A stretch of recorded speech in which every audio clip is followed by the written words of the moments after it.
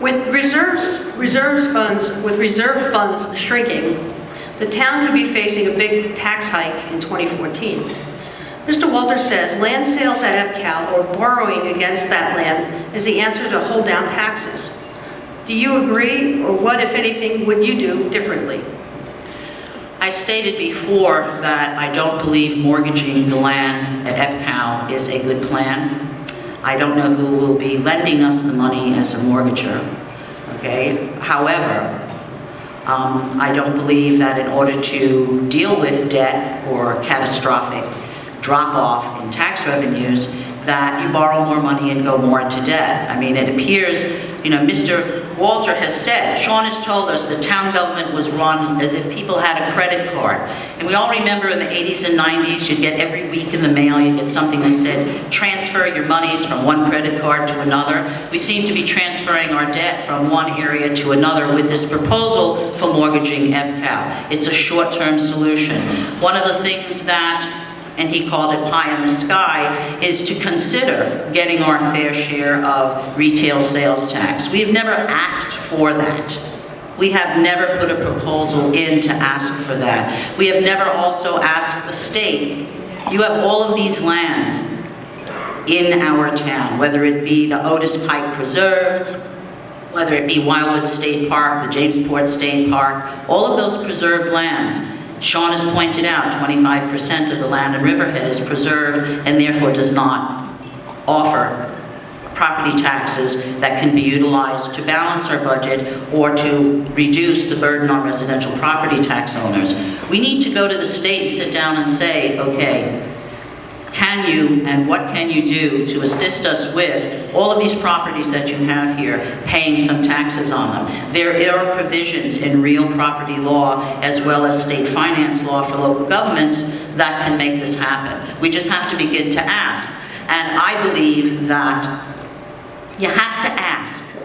You can't assume that someone's going to say no if you've never asked. Let them tell us why. Let us explore that. Thank you, Mr. Walter? Of course he's going to laugh.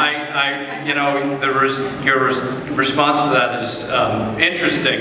So let me start from the beginning. Actually, let me start with this. I mentioned to County Executive Malone, who was also a Democrat, your theory about what you wanted to do, and he laughed at me. So there's no way that the county is going to allow the town to have the sales tax because the county's entire budget, but for about 5%, is balanced on sales tax. It's not going to happen. But perhaps you haven't really been paying attention to what's happened in the Suffolk County Legislature. So let me inform you about a couple of things that were happening. Jay Schneiderman and former Please no heckling, okay? Jay Schneiderman and former legislator Romaine attempted over and over to pass legislation to get the East End more sales tax revenue for the police department. And you know what happened? It failed 16-2 every time. So that's pie in the sky. You're not going to get more sales tax revenue. Now, in terms of mortgaging the property, listen, that's a terrible thing to have to do. I would prefer to work the way, again, this must be Governor Cuomo Day. I'm really happy with him.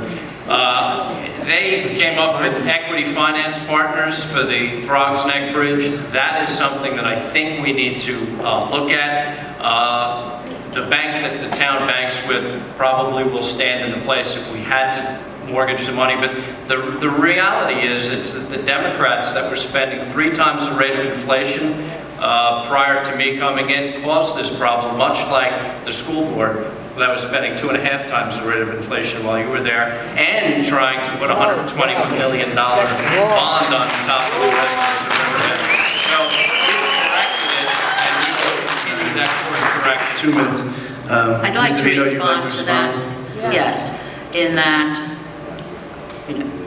Sean, you like to point out the fact that you have all the information and you really know the facts there, but what you don't know about the school district is that during my tenure, we voluntarily capped our spending, and each year we reduced it even more.